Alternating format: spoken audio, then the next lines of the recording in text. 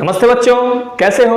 उम्मीद है आप सभी लोग अच्छे होंगे और आपकी तैयारी भी बेहतर तरीके से चल रही होगी। तो बच्चों, आज के इस वीडियो में हम आपको फिजिक्स के इकलौते यूनिट नंबर 2 विकिरण तथा द्रव्य की दैतीय प्रकृति के इकलौते चैप्टर प्रकाश विद्युत प्रभाव के उन सभी इंपॉर्टेंट क्वेश्चंस के बारे में बताने वाले हैं जो आपके बोर्ड पेपर सेट में पिछले 5 साल के अंदर पूछा गया है।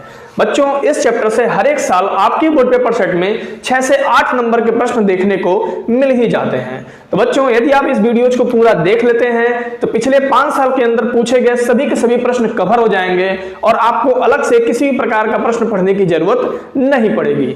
तो बच्चों, चलिए हम आपको सबसे पहले बता देते हैं इस चैप्टर का मोस्ट इंपॉर्टेंट क्वेश्चन क्या है। ठीक है, तो इस चैप्टर का जो मोस्ट इंपॉर्टेंट क्वेश्चन है वो है आपका कि प्रकाश उत्सर्जन संबंधी आइंस्टीन के समीकरण 1/2 m v max का स्क्वायर बराबर h new minus mu zero. बच्चों, न्यू क्या है? आवृत्ति है, फोटॉन की आवृत्ति है। ठीक है, न्यू जीरो की स्थापना कीजिए तथा इसके आधार पर प्रकाश विद्युत प्रभाव के नियमों की व्याख्या कीजिए। तो बच्चों, इस वीडियो में हम हर एक प्रश्न के उतना ही आंसर आपको बताएंगे जितना आंसर आपको बोर्ड एग्जाम में लिखना है। ठीक है, तो चलिए बच्चों, हम आपको इस चैप्टर का पहला मोस्ट इंपॉर्टेंट क्वेश्चन बताते हैं। ठीक है, उम्मीद है आप प्रश्न लिख चुके होंगे। उसी प्रश्न को हम लोग सॉल्व करेंगे। प्रश्न क्या था? आइंस्टीन के प्रकाश विद्युत समीकरण की स्थापना करना। ठीक है, आइंस्टीन के प्रकाश विद्युत समीकरण के व्यंजक प्राप्त करना है। ठीक, तो आइंस्टीन ने बच्चों प्रकाश विद्युत प्रभाव की व्याख्या करने के लिए प्लांक के क्वांटम सिद्धांत का प्रयोग किया। किसका प्रयोग किया? प्लांक के क्वांटम सिद्धांत का। आइंस्टीन ने प्रकाश विद्युत प्रभाव की व्याख्या करने के लिए प्लांक के क्वांटम सिद्धांत का प्रयोग किया। तो बच्चों, प्लांक के क्वांटम सिद्धांत के अनुसार आइंस्टीन ने यह बताया कि जब कोई प्रकाश फोटॉन किसी धातु की सतह पर आपतित होता है, जब कोई प्रकाश फोटॉन किसी धातु की सतह पर आपतित होता है तो फोटॉन की ऊर्जा E बराबर h न्यू। ठीक है, फोटॉन की ऊर्जा E बराबर h न्यू 2 बराबर भागों में बट जाती है। ठीक है, पहला भाग क्या होता है? देखो, पहला भाग प्रकाश इलेक्ट्रॉनों को धातु की सतह तक लाने का कार्य करता है जिसे हम कार्यफलन कहते हैं। अब बच्चों, ऊर्जा का जो दूसरा भाग होता है वह इलेक्ट्रॉन को गतिज ऊर्जा प्रदान करता है। ठीक, तो आइंस्टीन के प्रकाश विद्युत समीकरण का व्यंजक जब आप प्राप्त करेंगे तो सबसे पहले आप यह बात लिख लेंगे। क्या लिखेंगे? कि आइंस्टीन के प्रकाश विद्युत प्रभाव की व्याख्या प्लांक के क्वांटम सिद्धांत पर की। आइंस्टीन ने प्रकाश विद्युत प्रभाव की व्याख्या प्लांक के क्वांटम सिद्धांत पर की। ठीक, इस सिद्धांत के अनुसार उन्होंने क्या बताया कि जब कोई प्रकाश फोटॉन किसी धातु की सतह पर आपतित किया जाता है तो प्रकाश फोटॉन की जो ऊर्जा होती है 2 भागों में बढ़ जाती है। पहली ऊर्जा प्रकाश इलेक्ट्रॉनों को धातु की सतह तक लाने का प्रयास करता है जिसे हम कार्यफलन कहते हैं, और दूसरी ऊर्जा जो होती है मीन्स ऊर्जा का जो दूसरा भाग होता है वह इलेक्ट्रॉनों को गतिज ऊर्जा प्रदान करता है। ठीक, अब हम आपको बताते हैं कि प्लांक का क्वांटम सिद्धांत क्या है, कार्यफलन क्या है और गतिज ऊर्जा क्या है। उसके बाद हम इसका मैथमेटिकल व्यंजक प्राप्त करते हैं। ठीक है, क्योंकि आइंस्टीन के प्रकाश विद्युत समीकरण की शुरुआत में आप ये बात लिख लेंगे। क्लियर? अब आपको हम बता दें कि प्लांक का क्वांटम सिद्धांत क्या है। तो प्लांक के क्वांटम सिद्धांत के अनुसार बच्चों प्रकाश फोटॉन की जो ऊर्जा होती है E बराबर होता है h न्यू। न्यू आपकी क्या होती है? आवृत्ति। तो न्यू का बच्चों फार्मूला होता है c/λ। तो E बराबर आपका फार्मूला हो जाएगा h, न्यू की जगह आपका हो गया c/λ। तो फोटॉन की जो ऊर्जा का फार्मूला हो गया hc/λ। क्लियर? अब देखो, आइंस्टीन ने क्या बताया कि जो प्रकाश फोटॉन की ऊर्जा है जब किसी धातु की सतह पर प्रकाश फोटॉन आपतित होता है तो उसकी ऊर्जा 2 भागों में बढ़ जाती है। तो पहली भाग की जो ऊर्जा होती है प्रकाश इलेक्ट्रॉनों को धातु की सतह तक लाने का प्रयास करता है जिसे हम कहते हैं कार्यफलन। क्या कहते हैं? कार्यफलन। ठीक, तो कार्यफलन का जो सूत्र होता है W बराबर होता है h mu zero. Clear? Mu zero बच्चों क्या है? देहली आवृत्ति। क्या है? देहली आवृत्ति। न्यू जीरो का जो फार्मूला हो जाएगा c/λ जीरो। न्यू जीरो है बच्चों देहली आवृत्ति और लैम्डा जीरो है बच्चों देहली तरंगदैर्घ्य। क्लियर? अब आप ध्यान दो, ऊर्जा का जो दूसरा भाग होगा वो क्या करेगा? इलेक्ट्रॉन को गतिज ऊर्जा प्रदान करेगा। मतलब गतिज ऊर्जा E के बराबर हो जाएगा 1/2 m v मैक्स, मीन्स जो कण है उसकी जो वेग है वो क्या है, अधिकतम है, तो उसकी गतिज ऊर्जा हो जाएगी 1/2 m v मैक्स का होल स्क्वायर। बात क्लियर? तो इन सभी फार्मूलों को आप लिख लीजिएगा। उसके बाद हम आपको बताते हैं कि आइंस्टीन का प्रकाश विद्युत समीकरण का मैथमेटिकल व्यंजक कैसे प्राप्त होगा। ठीक, तो आइंस्टीन ने क्या किया, प्रकाश विद्युत प्रभाव की व्याख्या करने के लिए प्लांक के क्वांटम सिद्धांत का प्रयोग किया। ठीक है, और प्लांक के क्वांटम सिद्धांत के अनुसार प्रकाश फोटॉन जो धातु की सतह पर आपतित किया गया उसकी ऊर्जा 2 बराबर भागों में बट गई। ठीक है, 2 भागों में बट गई। पहला भाग क्या करता है, प्रकाश इलेक्ट्रॉनों को धातु की सतह तक लाने का प्रयास करता है, जिसे हम क्या कहते हैं बच्चों, कार्यफलन कहते हैं। और ऊर्जा का जो दूसरा भाग है वह इलेक्ट्रॉनों को गति ऊर्जा प्रदान करता है, जिससे प्रकाश इलेक्ट्रॉन धातु की सतह से बाहर निकलते हैं। बात समझ गए? तो जो फोटॉन की ऊर्जा है E, वो 2 भागों में बट रही है। पहला है आपका कार्यफलन और दूसरा है इलेक्ट्रॉन को दी गई गतिज ऊर्जा।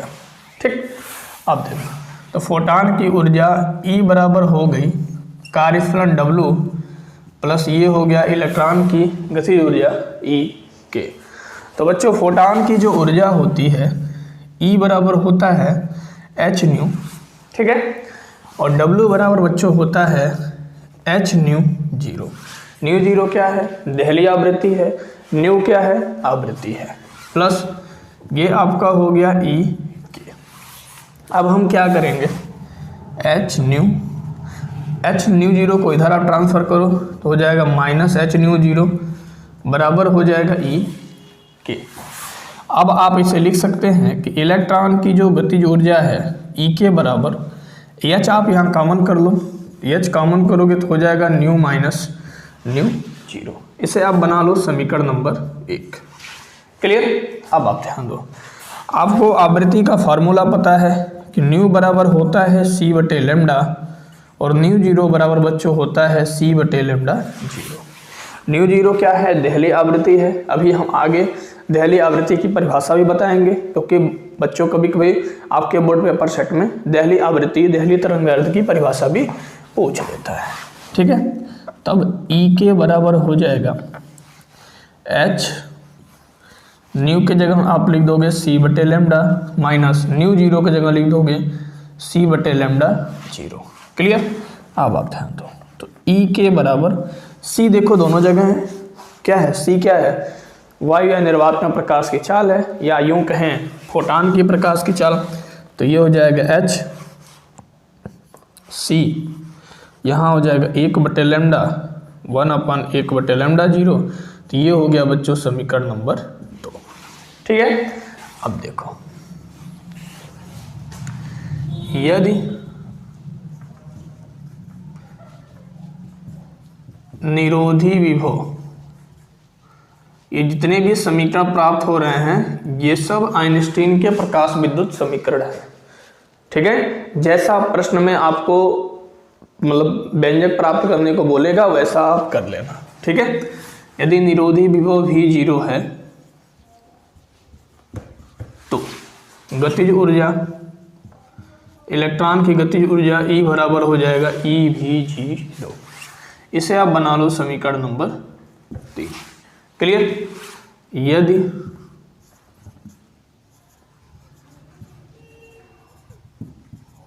यदि इलेक्ट्रॉन का द्रव्यमान m तथा अधिकतम वेग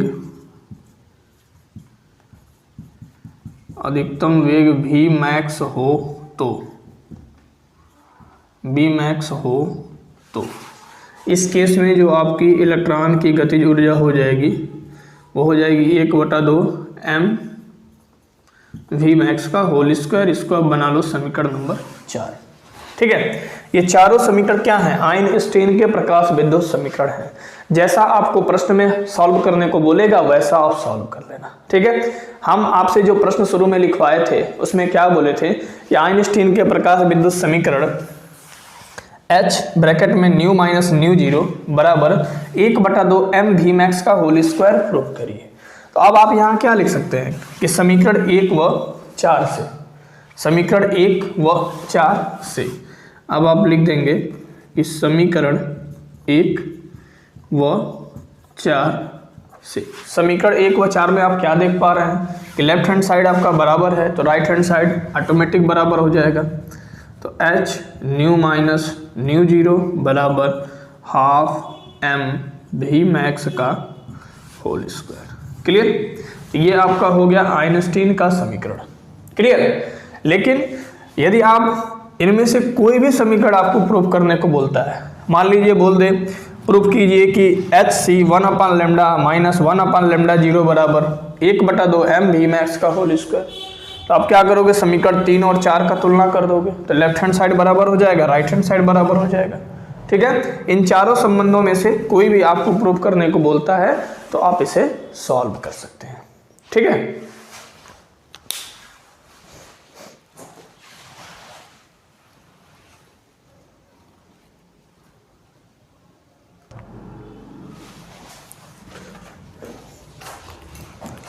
तो चलिए बच्चों, हम आपको एक और इम्पॉर्टेंट क्वेश्चन बताते हैं, ठीक है। ये भी प्रश्न आइंस्टीन के समीकरण से ही संबंधित है। क्या कह रहा है प्रश्न?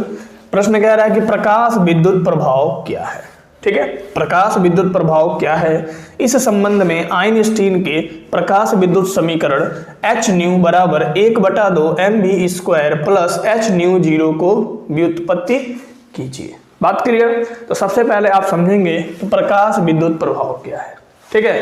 प्रकाश विद्युत प्रभाव मतलब प्रकाश के प्रभाव द्वारा धातु की सतह से इलेक्ट्रॉनों के उत्सर्जित होने की घटना को प्रकाश विद्युत प्रभाव कहते हैं। सिंपल परिभाषा है कि प्रकाश के प्रभाव द्वारा धातु की सतह से इलेक्ट्रॉनों के उत्सर्जित होने की घटना को प्रकाश विद्युत प्रभाव कहते हैं।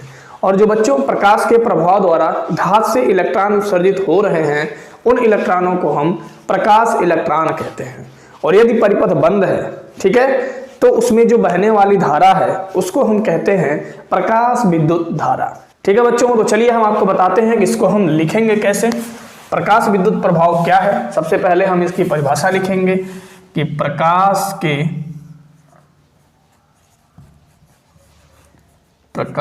के प्रभाव द्वारा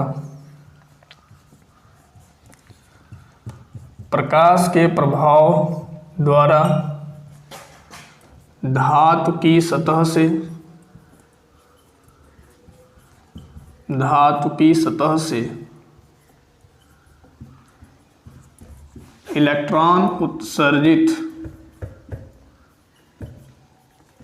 इलेक्ट्रॉन उत्सर्जित होने की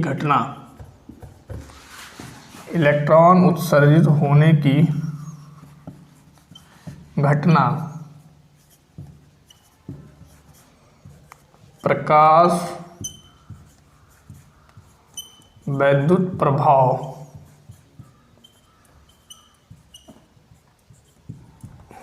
कहलाता है, ठीक है। प्रकाश के प्रभाव द्वारा धातु की सतह से इलेक्ट्रॉन उत्सर्जित होने की घटना को हम प्रकाश विद्युत प्रभाव कहते हैं। सिंपल परिभाषा है, ठीक है। इन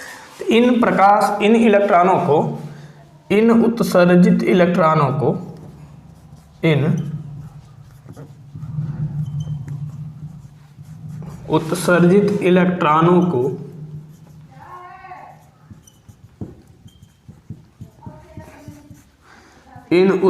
इलेक्ट्रॉनों को प्रकाश इलेक्ट्रॉन कहते हैं। क्या कहते हैं? प्रकाश इलेक्ट्रॉन कहते हैं, ठीक है। और यदि बच्चों परिपथ बंद है, ठीक है, यदि परिपथ बंद है तो प्रवाहित धारा को प्रकाश विद्युत धारा कहते हैं। यदि परिपथ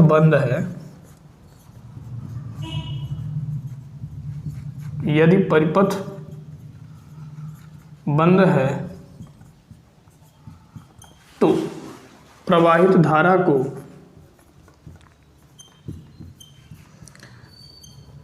प्रवाहित धारा को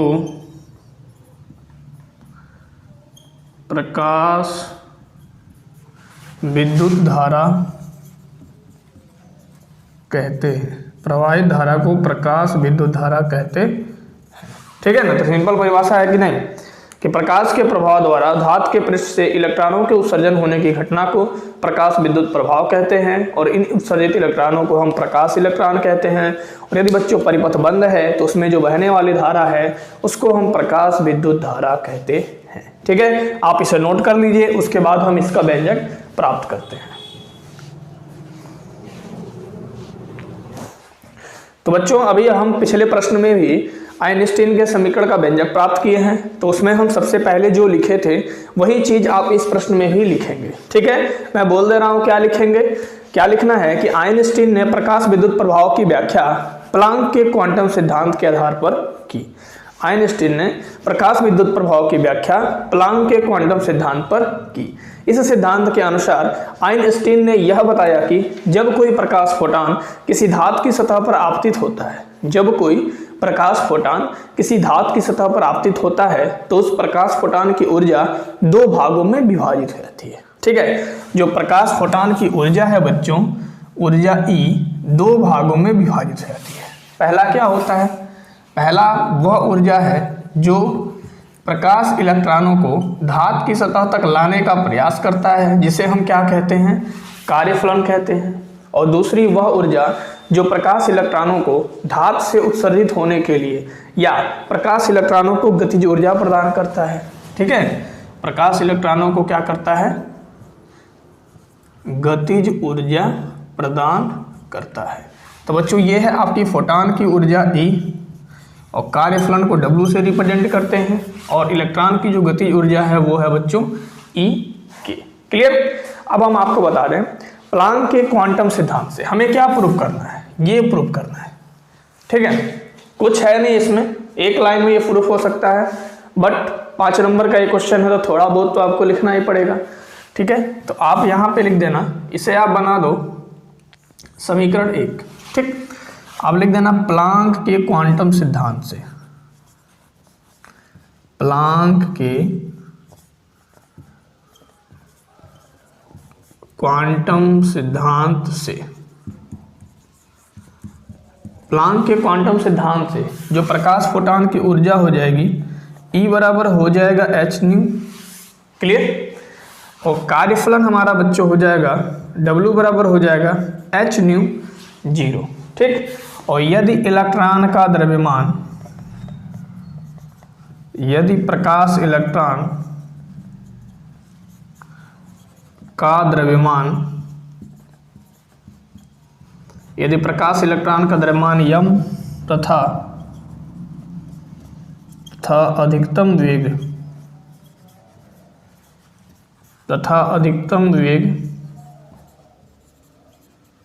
Vmax हो तो, ठीक है, यदि प्रकाश इलेक्ट्रॉन का द्रव्यमान m तथा अधिकतम वेग Vmax हो तो जो उनकी गतिज ऊर्जा होती है E के बराबर वो होता है 1/2 mVmax का होल स्क्वायर। ठीक है, या यदि अधिकतम वेग ना हो, क्योंकि प्रश्न में आपका केवल वेग दे रखा है तो आप केवल वेग लिख देना कि इलेक्ट्रॉन का वेग क्या हो, v हो। ठीक है, तो उसकी गतिज ऊर्जा 1/2 v mv स्क्वायर हो जाएगा, मैक्स मत लिखना। ठीक है, अब देखो, अब आप लिख देंगे समीकरण 1 से, समीकरण 1 से E क्या है, फोटॉन, प्रकाश फोटॉन की ऊर्जा है और प्रकाश फोटॉन की बच्चों ऊर्जा का जो फार्मूला है वो आपका है h न्यू। ठीक, ये है कार्यफलन, कार्यफलन का फार्मूला है h न्यू 0। न्यू 0 क्या है, देहली आवृत्ति है, आगे हम देहली आवृत्ति का भी डिस्कशन करेंगे। अब आप देखो, ये है आपकी गति ऊर्जा 1/2 mv स्क्वायर।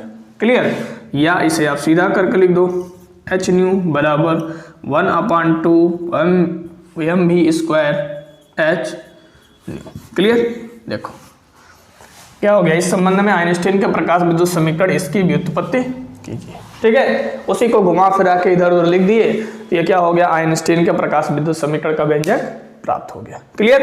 तो प्रकाश विद्युत प्रभाव क्या है बच्चों? प्रकाश के प्रभाव द्वारा धातु की सतह से इलेक्ट्रॉन के उत्सर्जित होने की घटना को हम प्रकाश विद्युत प्रभाव कहते हैं। इन इलेक्ट्रॉनों को हम प्रकाश इलेक्ट्रॉन कहते हैं। यदि बच्चों परिपथ बंद है तो उसमें बहने वाली धारा को हम प्रकाश विद्युत धारा कहते हैं। ठीक है?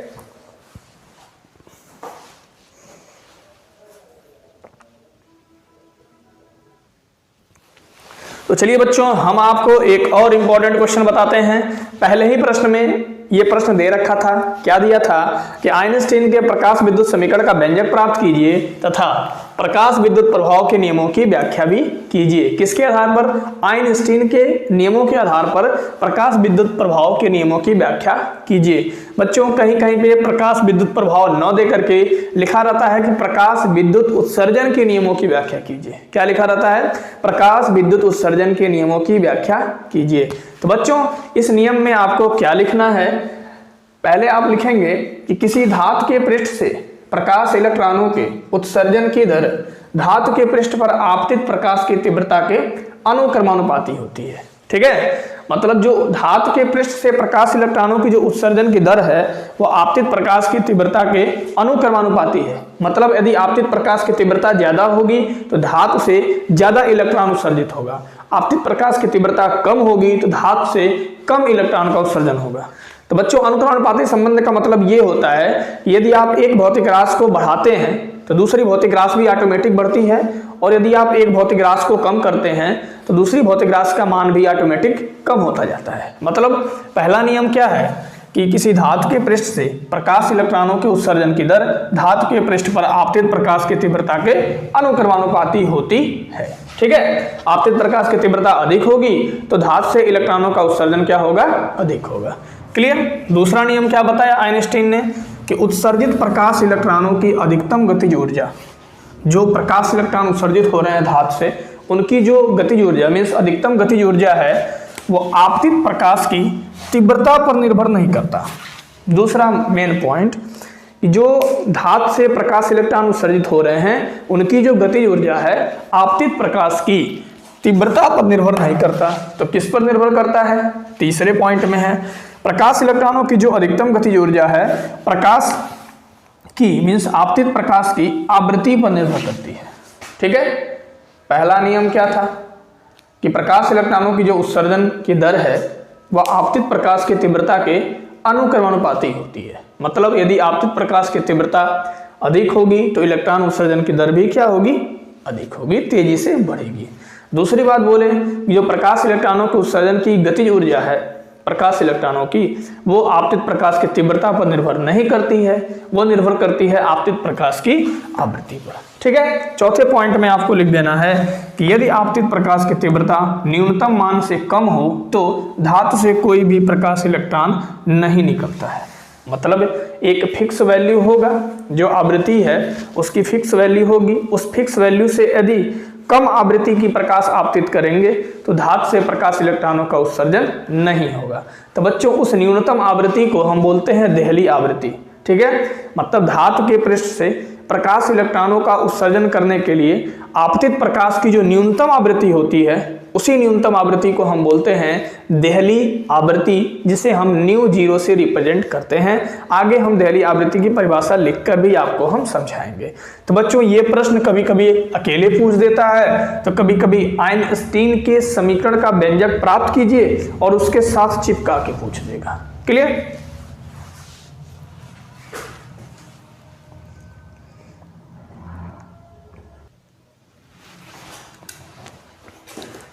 तो चलिए बच्चों एक और इंपॉर्टेंट क्वेश्चन का डिस्कशन करते हैं। ये भी प्रश्न आपके बोर्ड पेपर सेट में बहुत बार पूछ रखा है। ठीक है? प्रश्न क्या है कि दी ब्रोगली तरंग अथवा द्रव्य तरंगों से आप क्या समझते हैं? ठीक है?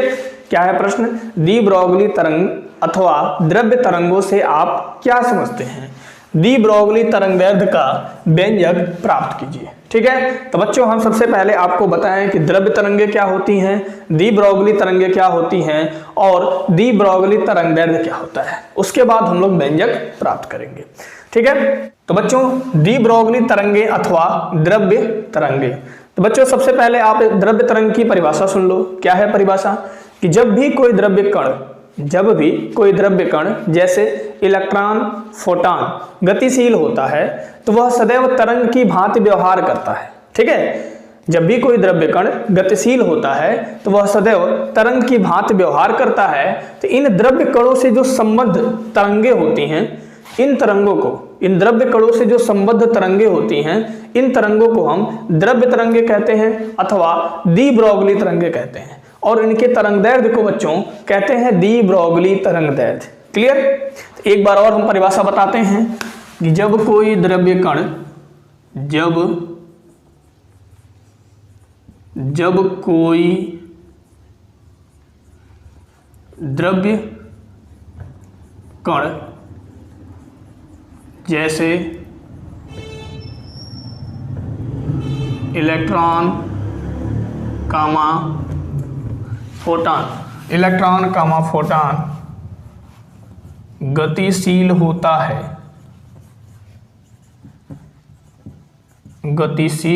है तो वह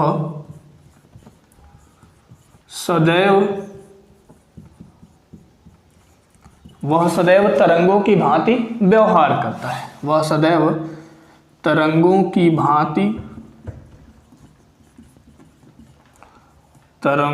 भांति व्यवहार करता है। ठीक है, तो इन द्रव्य कणों से जो संबद्ध तरंगे होती हैं, इन तरंगों को हम द्रव्य तरंगे या डी ब्रोगली तरंगे कहते हैं। ठीक है, लिखेंगे आप कि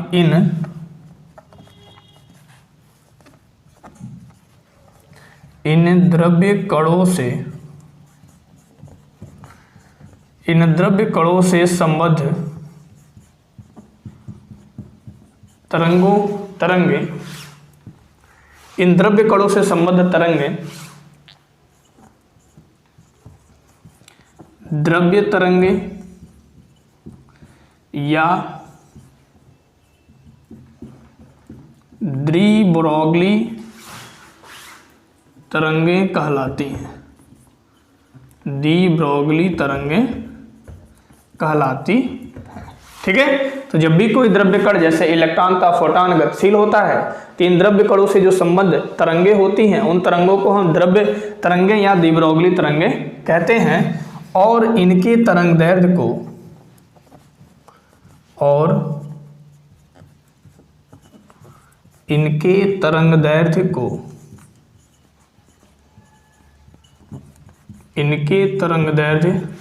को डी ब्रोगली तरंगदैर्ध्य कहते हैं। इनके तरंगदैर्ध्य को क्या कहते हैं? डी ब्रोगली तरंगदैर्ध्य कहते हैं।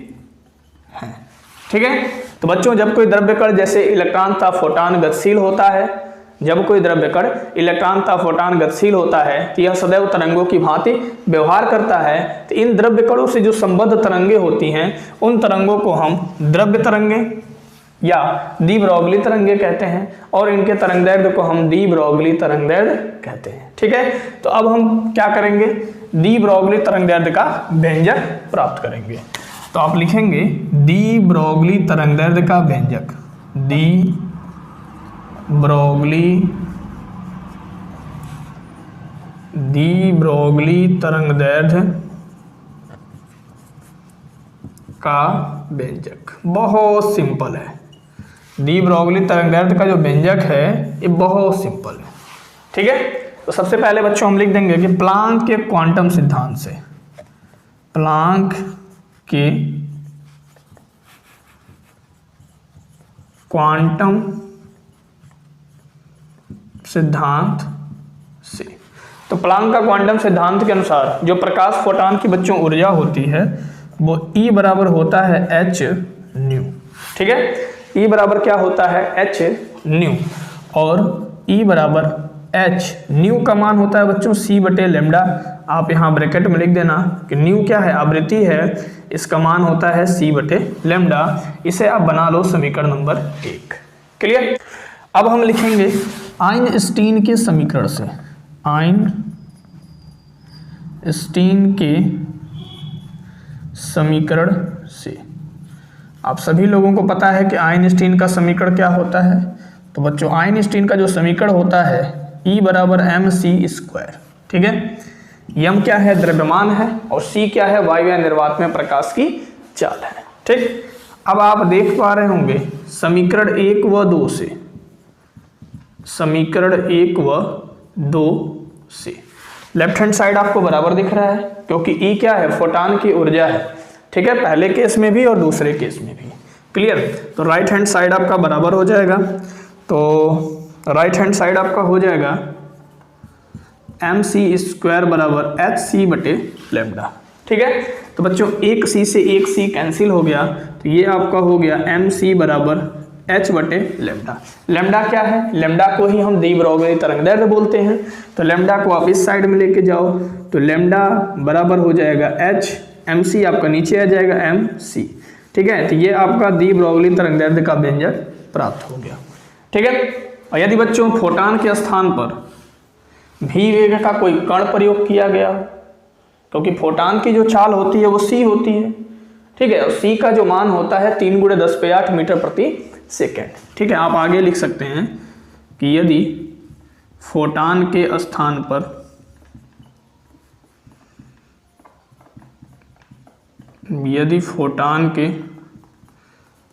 पर भी वेग का कण प्रयोग किया गया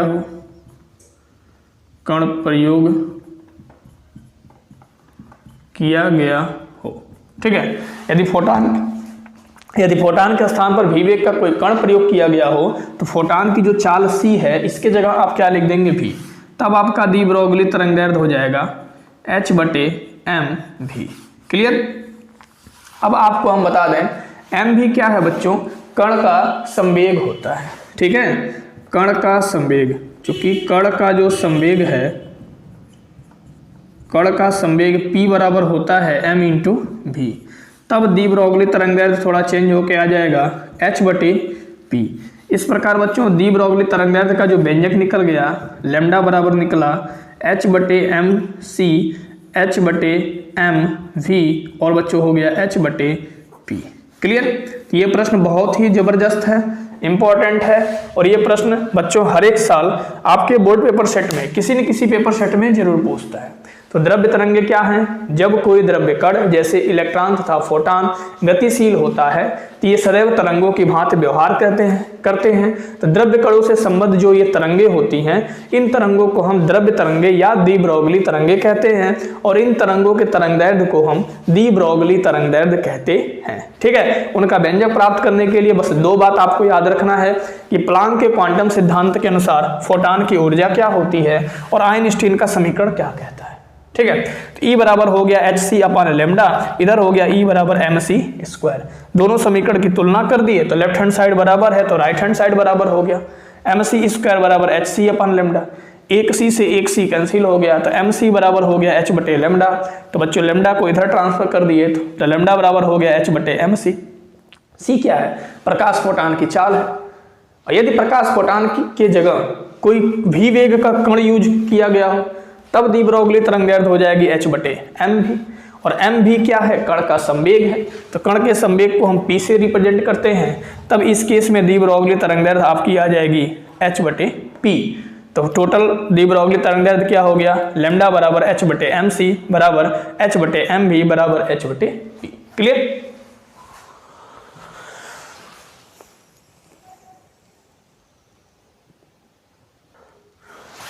तो चलिए बच्चों अब हम आपको एक और इम्पॉर्टेंट क्वेश्चन बताते हैं। ये भी प्रश्न दी ब्रोगली तरंगदैर्ध्य से संबंधित है। ठीक है, अभी हमने दी ब्रोगली तरंगदैर्ध्य निकाला था, क्या निकला था, लैम्डा बराबर h/mc बराबर h/mv बराबर h/p। तो बच्चों प्रश्न क्या है, प्रश्न कह रहा है कि द्रव्य तरंगे क्या होती है। पिछला भी प्रश्न में द्रव्य तरंगे या दी ब्रोगली तरंगों के बारे में पूछा था।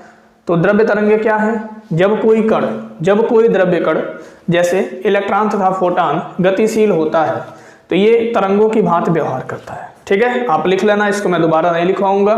क्या लिखना है, जब कोई द्रव्य कण जैसे इलेक्ट्रॉन तथा फोटॉन गतिशील होता है, तो ये तरंगों की भांति व्यवहार करता है। ठीक है। तो बच्चों इन द्रव्य कणों से संबंधित जो तरंगे होती हैं उन तरंगों को हम द्रव्य तरंगे या डी ब्रोगली तरंगे कहते हैं और इन तरंगों के तरंगदैर्ध्य को डी ब्रोगली तरंगदैर्ध्य भी कहते हैं। क्लियर। अब हम आपको बताते हैं अगला क्या कह रहा है। तो कह रहा है कि सिद्ध कीजिए कि भी विभवांतर से त्वरित इलेक्ट्रॉन की द्रव्य तरंगों की तरंगदैर्ध्य लैम्डा बराबर √150 अपान v एंगस्ट्रॉम अथवा 12.27 अपान √v एंगस्ट्रॉम होता है। ठीक है। सीधा सीधा ये भी पूछ सकता था कि इलेक्ट्रॉनों के लिए डी ब्रोगली तरंगदैर्ध्य का व्यंजक प्राप्त कीजिए। क्या पूछ सकता था? इलेक्ट्रॉनों के लिए डी ब्रोगली तरंगदैर्ध्य का व्यंजक प्राप्त कीजिए। चलिए हम इस व्यंजक को प्राप्त करके आपको बताते हैं। ठीक है। तो मान लेंगे, इसको हम सॉल्व करेंगे तो लिखेंगे, सबसे पहले तो हम लिखेंगे कि माना कोई कण जिसका द्रव्यमान, माना कोई कण जिसका द्रव्यमान यम हो और वेग क्या हो? v हो। ठीक है। मान लेंगे कोई कण है जिसका द्रव्यमान यम है और उसका वेग क्या है? v है। तब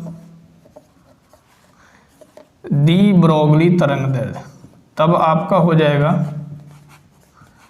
डी ब्रोगली तरंगदैर्ध्य। अभी हमने पिछले क्वेश्चन में इसका व्यंजक प्राप्त किया था। तो डी ब्रोगली तरंगदैर्ध्य जो हो जाएगी वो आपकी हो जाएगी लैम्डा बराबर h/mv। क्या हो जाएगा? लैम्डा बराबर h/mv। क्लियर। इसको आप बना लो समीकरण नंबर 1। ठीक है। अब लिखेंगे कि यदि इलेक्ट्रॉन की गतिज ऊर्जा, यदि इलेक्ट्रॉन की गतिज ऊर्जा k हो तो, ठीक है, यदि इलेक्ट्रॉन की गतिज ऊर्जा क्या हो? k हो तो, ठीक, तब इसकी गतिज ऊर्जा का जो फार्मूला होगा वो हो जाएगा 1/2 mv²। यहाँ से आप v की वैल्यू निकाल लो, 2 को आप इधर ट्रांसफर करो तो 2k हो जाएगा m बराबर हो जाएगा बच्चों v²। ठीक। अब आप स्क्वायर को इधर ट्रांसफर करोगे तो हो जाएगा √2k/m बराबर v। आप सभी को पता है कि जब स्क्वायर दूसरे साइड में ट्रांसफर होता है तो रूट बन जाता है। ठीक। अब आप क्या करो, लिख दो समीकरण नंबर 1 से, समीकरण 1 से यहाँ पे क्या h/m भी है ना, तो v की जगह आप लिख दो √2km। तो डी ब्रोगली तरंगदैर्ध्य हो जाएगा इलेक्ट्रॉन के लिए h/m और v की जगह आप लिख देंगे बच्चों 2k/m। ठीक। अब आप ध्यान दो, तो लैम्डा बराबर हो जाएगा h/m। आपका रूट से बाहर है, यम को यदि आप अंदर करते हैं तो m को 2 बार लिखना पड़ेगा तभी ये एडजस्ट होगा। ठीक है।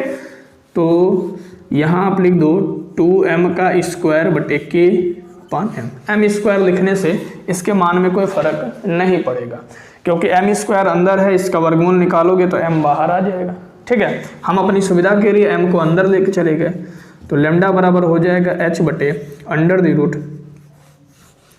बच्चों m से एक m कैंसिल हो गया तो ये आपका मिल गया 2mk। ये आपका निकल के आ गया इलेक्ट्रॉन के लिए गतिज ऊर्जा के रूप में डी ब्रोगली तरंगदैर्ध्य का सूत्र। इलेक्ट्रॉन के लिए गतिज ऊर्जा के रूप में डी ब्रोगली तरंगदैर्ध्य का सूत्र क्या निकल के आ गया? लैम्डा बराबर h/√2mk। लेकिन बच्चों हमको क्या प्राप्त करना है कि इसकी जो तरंगदैर्ध्य है क्या है, मतलब v वोल्ट से v विभवांतर से त्वरित इलेक्ट्रॉन द्रव्य तरंगों की तरंगदैर्ध्य लैम्डा बराबर 150/v एंगस्ट्रॉम, इतना हमें प्रूव करना है। ठीक। अब हम लिखेंगे कि चूंकि v विभवांतर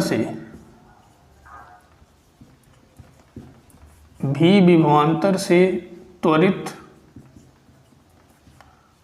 त्वरित इलेक्ट्रॉन की गतिज ऊर्जा, v विभवांतर से त्वरित इलेक्ट्रॉन की गतिज ऊर्जा क्या होती है? ठीक है।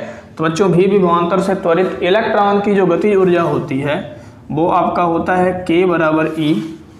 ठीक है। इस समीकरण में आप k की जगह e भी रख करके आप कैलकुलेट कर दो। e क्या है बच्चों, एक इलेक्ट्रॉन पे आवेश है। एक इलेक्ट्रॉन का आवेश कितना होता है, 1.6 × 10⁻19 कूलम। ठीक है, तब आप क्या करेंगे, तब आपका दी ब्रोगली तरंगदैर्ध्य लैम्डा बराबर हो जाएगा। यदि बच्चों आपसे कहता है कि इलेक्ट्रॉन के लिए दी ब्रोगली तरंगदैर्ध्य गतिज ऊर्जा के रूप में प्राप्त कीजिए, तो यहीं तक लाके आप छोड़ देना। ठीक है, लेकिन प्रश्न को आगे बढ़ाया है इसलिए हम आगे बढ़ रहे हैं कि v विभवांतर से त्वरित इलेक्ट्रॉन की जो गतिज ऊर्जा होती है k बराबर होता है E × v। ठीक, तो h बराबर हो जाएगा 2m और k की जगह आप लिख देंगे E v। अब h क्या है बच्चों, प्लांक नियतांक है। m क्या है, इलेक्ट्रॉन का द्रव्यमान है। E है आपका एक इलेक्ट्रॉन पे आवेश। इन सभी की वैल्यू इस समीकरण में पुट कर दो। तो h का जो प्लांक नियतांक की वैल्यू होती है 6.6 × 10⁻34 जूल सेकेंड बटे अंडर द रूट आपका हो जाएगा 2 गुणे m इलेक्ट्रॉन का द्रव्यमान है 9.1 × 10⁻31 किलोग्राम और E है बच्चों एक इलेक्ट्रॉन पे आवेश। एक इलेक्ट्रॉन पे आवेश होता है 1.6 × 10⁻19 कूलम गुणे आप लिख देंगे v। ठीक है, अब आप इस वैल्यू को कैलकुलेट मत करना। ठीक है ना, अब आप क्या करना, डायरेक्ट लिख देना। क्या लिखोगे, ये लिख दोगे 150/v एंगस्ट्रॉम लैम्डा बराबर 150 का वर्गमूल निकालोगे तो आपका निकलेगा 12.27 under the root v angstrom. तो ये आपका व्यंजक प्राप्त हो गया। ठीक है, इलेक्ट्रॉन के लिए जो दी ब्रोगली तरंगदैर्ध्य है वो है h/अंडर द रूट 2m k क्या है, इलेक्ट्रॉन की गतिज ऊर्जा है। ठीक है, यदि v विभवांतर से त्वरित इलेक्ट्रॉन की जो गतिज ऊर्जा होती है k बराबर E भी होती है। इस वैल्यू को रख करके ऐसे आप डायरेक्ट लिख देना। ठीक है, तो ये व्यंजक आपका प्राप्त हो गया। बहुत सिंपल प्रश्न है और ये आपके बोर्ड पेपर सेट में कई बार पूछ चुका है। ठीक है,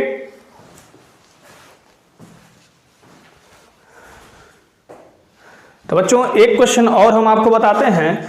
ये प्रश्न क्या है, चैप्टर के नाम से ही है कि विकिरणों की प्रकृति दोहरी होती है, स्पष्ट कीजिए। ठीक है, विकिरणों की प्रकृति दोहरी होती है, इसका मतलब ये है कि जो हमारा विकिरण होता है वो उसकी प्रकृति जो होती है वो कणीय प्रकृति होती है और तरंगीय प्रकृति होती है। मीन्स विकिरणों की प्रकृति बच्चों क्या होती है, दोहरी होती है। एक होता है आपका कणीय प्रकृति, कणीय प्रकृति, ठीक है, और दूसरा होता है बच्चों तरंगीय प्रकृति, तरंग प्रकृति। ठीक है, अब ध्यान दो, मतलब विकिरण जो हमारा होता है इनकी प्रकृति होती है दोहरी, मतलब दो टाइप का नेचर रिप्रेजेंट करते हैं, पहला कण की भांति और दूसरा तरंग की भांति। विकिरण की कणीय प्रकृति के अनुसार प्रकाश विद्युत प्रभाव, प्रकाश विद्युत प्रभाव, रमन प्रभाव और कांपटन प्रभाव की व्याख्या होती है। कांपटन प्रभाव की व्याख्या होती है। तो बच्चों विकिरणों की प्रकृति क्या होती है, दोहरी होती है। इसका मतलब ये है कि हमारा जो विकिरण है वो कण की प्रकृति के भांति भी व्यवहार करता है और तरंग की प्रकृति के भांति भी व्यवहार करता है। तो कणीय प्रकृति के अनुसार प्रकाश विद्युत प्रभाव, रमन प्रभाव, कांपटन प्रभाव आदि की व्याख्या होती है। और तरंग प्रकृति के अनुसार बच्चों परावर्तन,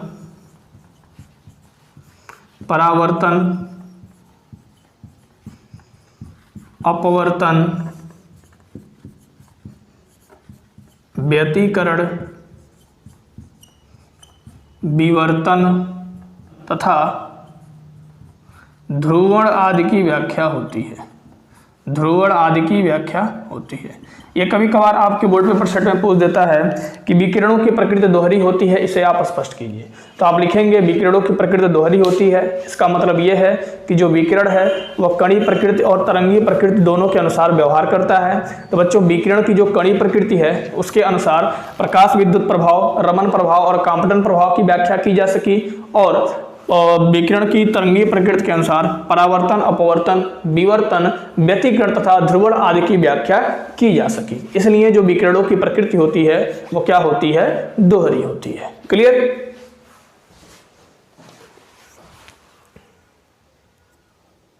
तो बच्चों अब हम आपको बताते हैं कि कार्यफलन से आप क्या समझते हैं। ठीक है, तो कार्यफलन क्या होता है, मतलब धातु के पृष्ठ से इलेक्ट्रॉनों को उत्सर्जित करने के लिए जिस ऊर्जा की आवश्यकता होती है, धातु के पृष्ठ से इलेक्ट्रॉनों को उत्सर्जित करने के लिए जिस न्यूनतम ऊर्जा की आवश्यकता होती है उसे हम कार्यफलन कहते हैं। ठीक है, क्या है परिभाषा, धातु के पृष्ठ से प्रकाश इलेक्ट्रॉनों का उत्सर्जन करने के लिए जिस न्यूनतम ऊर्जा की आवश्यकता होती है उसे हम कहते हैं कार्यफलन। और कार्यफलन का मात्रक बच्चों होता है इलेक्ट्रॉन वोल्ट या जूल। ठीक है, तो क्या है इसकी परिभाषा, हम लिखेंगे कि धातु के पृष्ठ से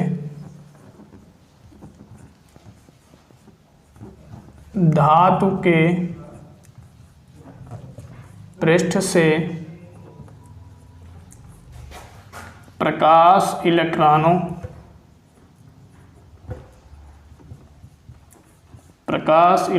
का उत्सर्जन करने के लिए, धातु के पृष्ठ से प्रकाश इलेक्ट्रॉनों का उत्सर्जन करने के लिए जिस न्यूनतम ऊर्जा की आवश्यकता होती है, जिस न्यूनतम ऊर्जा की आवश्यकता होती है, जिस न्यूनतम ऊर्जा की आवश्यकता होती है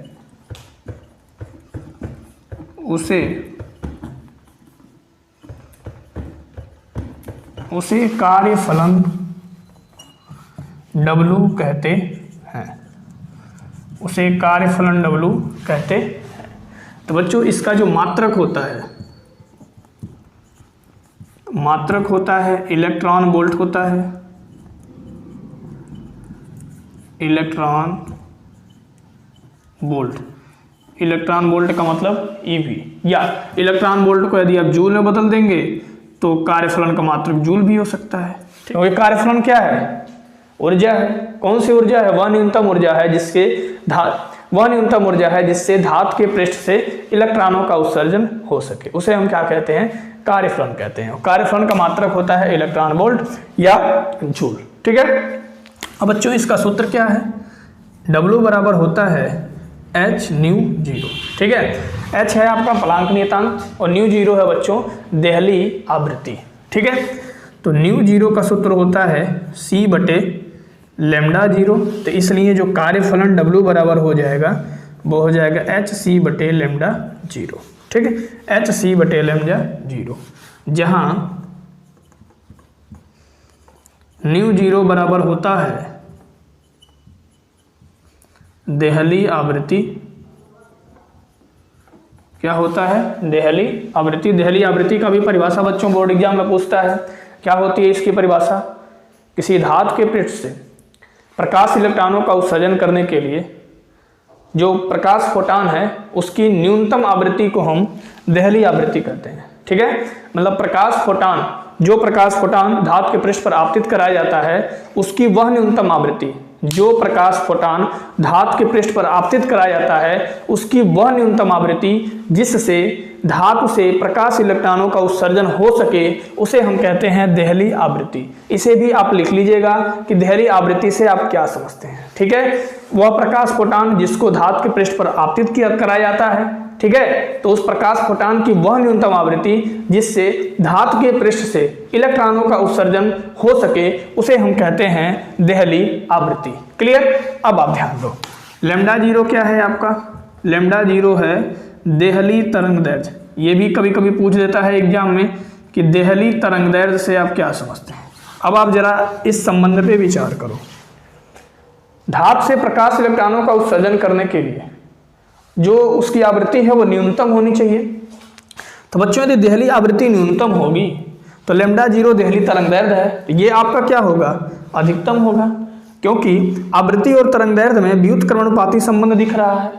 ठीक है, व्युत्क्रमणुपाती संबंध का मतलब है कि इसको यदि आप बढ़ाएंगे तो ये घटेगा और इसको आप घटाएंगे तो ये क्या होगा, घटेगा।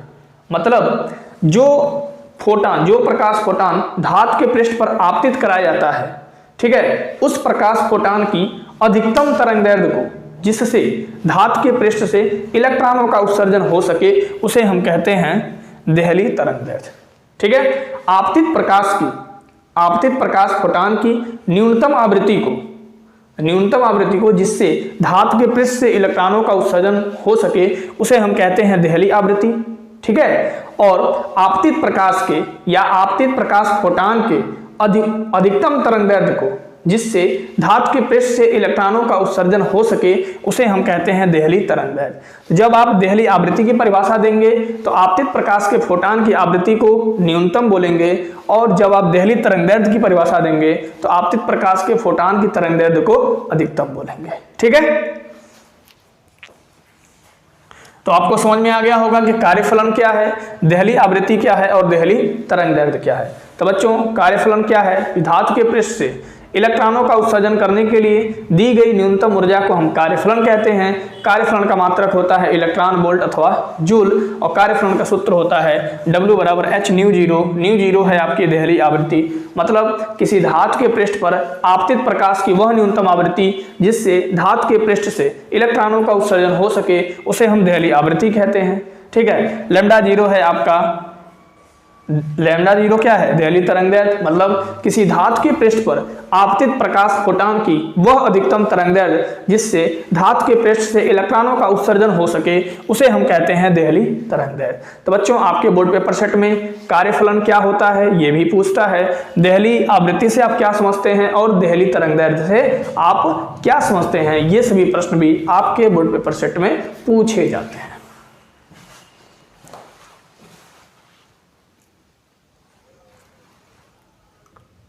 तो चलिए बच्चों, हम आपको एक और प्रश्न बताते हैं। क्या है प्रश्न? कि फोटॉन का संवेग p बराबर h बटे लैम्डा निगमित कीजिए। अभी हम आपको एक प्रश्न बताए थे कि द्रव्य तरंगें क्या होती हैं, द्विब्रॉगली तरंगें क्या होती हैं। उसमें हम आपको द्विब्रॉगली तरंगदैर्ध्य का व्यंजक प्राप्त कराए थे। तो द्विब्रॉगली तरंगदैर्ध्य का व्यंजक क्या प्राप्त कराए थे?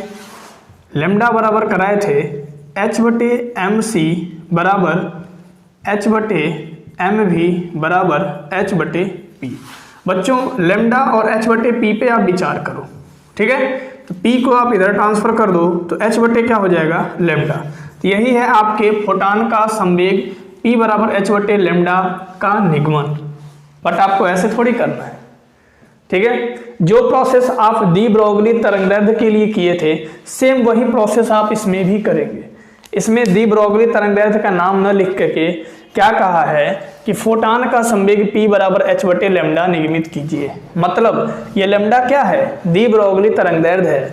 आपको द्विब्रॉगली तरंगदैर्ध्य का व्यंजक प्राप्त करना है। लैम्डा बराबर h बटे p आप प्राप्त करेंगे जैसा कि हम प्रश्न में करा रखे हैं। उसके बाद आप नीचे लिख देना p क्या है? फोटॉन का संवेग है, लिख देना अतः फोटॉन का संवेग p बराबर h बटे लैम्डा। ठीक है, कंफ्यूज मत होना बच्चों। एक ही प्रश्न को अलग अलग भाषा में अलग अलग तरीके से पूछता है। इस बात का आप पहले डिस्कशन कर लेना बोर्ड एग्जाम में जाने से पहले कि जो प्रश्न है, जो व्यंजक आप प्राप्त कर रहे हो उसको किस किस तरीके से पूछ सकता है। नहीं तो आप बोर्ड एग्जाम में कंफ्यूज हो जाओगे और प्रश्न को छोड़ के चले जाओगे। ठीक है,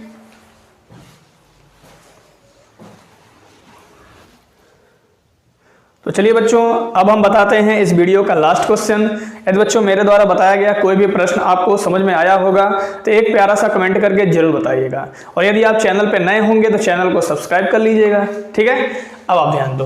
क्वेश्चन कह रहा है कि किसी आवेशित कण का द्रव्यमान यम तथा इस पर आवेश q है। ठीक है, कण को भी विभवांतर से त्वरित करने पर संबद्ध द्विब्रॉगली तरंगदैर्ध्य का सूत्र प्राप्त कीजिए। ठीक है, ध्यान रखना, कण यहाँ पे इलेक्ट्रॉन नहीं है। ठीक है, कण क्या है? कण जो है उसका आवेश क्या है? q है। बड़े आराम से हम इसका डेरिवेशन कर पाएंगे। ठीक है, लिखेंगे माना कोई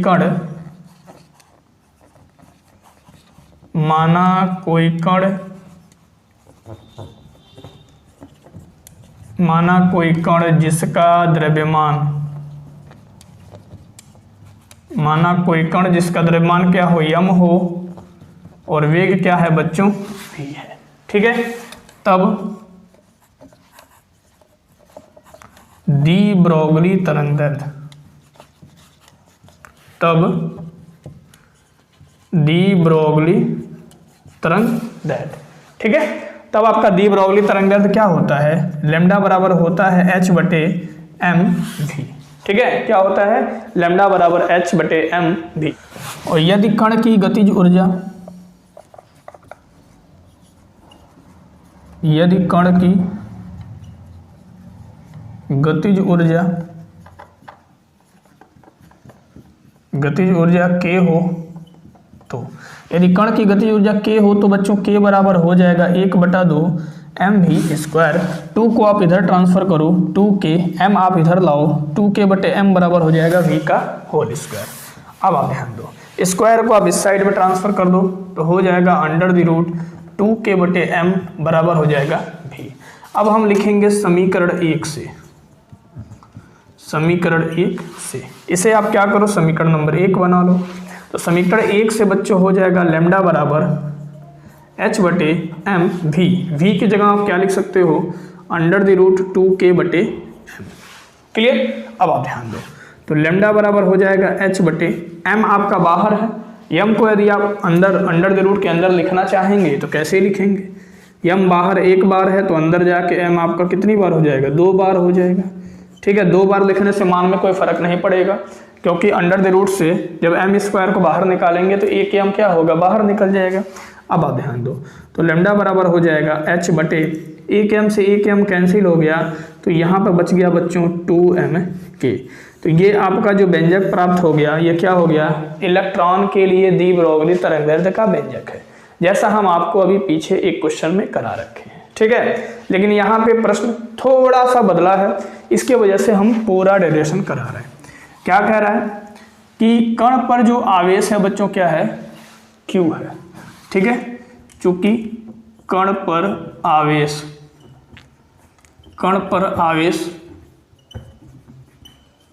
Q है, इसलिए कण की जो गतिज ऊर्जा है वो क्या हो जाएगा, इसलिए कण की गतिज ऊर्जा K बराबर होगा QV, ठीक है। v वोल्ट से क्या है, त्वरित भी है। क्या कह रहा है, कण पर आवेश Q है, कण को भी विभवांतर से त्वरित करने पर डी ब्रोगली तरंग दैर्ध्य का सूत्र प्राप्त कीजिए, ठीक है। तो कण पर आवेश Q है और भी विभवांतर से त्वरित, कण की जो गतिज ऊर्जा हो जाएगी वो क्या हो जाएगी, K बराबर QV। यहाँ पे आप लिख लेना कि v विभवांतर से त्वरित कण की गतिज ऊर्जा, लिख लेना v विभवांतर से त्वरित कण की गतिज ऊर्जा K बराबर क्या हो जाएगा, QV। तो इसलिए डी ब्रोगली तरंग दैर्ध्य, इसलिए डी ब्रोगली तरंग दैर्ध्य, डी ब्रोगली तरंग दैर्ध्य आपका क्या हो जाएगा, लैम्डा बराबर हो जाएगा h/√2m और k की जगह बच्चों लिख देंगे QV। यही व्यंजक हमको प्राप्त करना था। प्रश्न के अनुसार हमें कौन सा व्यंजक प्राप्त करना था, लैम्डा बराबर h/√2mkv, ठीक है। यहाँ तक तो आप पिछले डेरिवेशन में भी कर रखे हैं।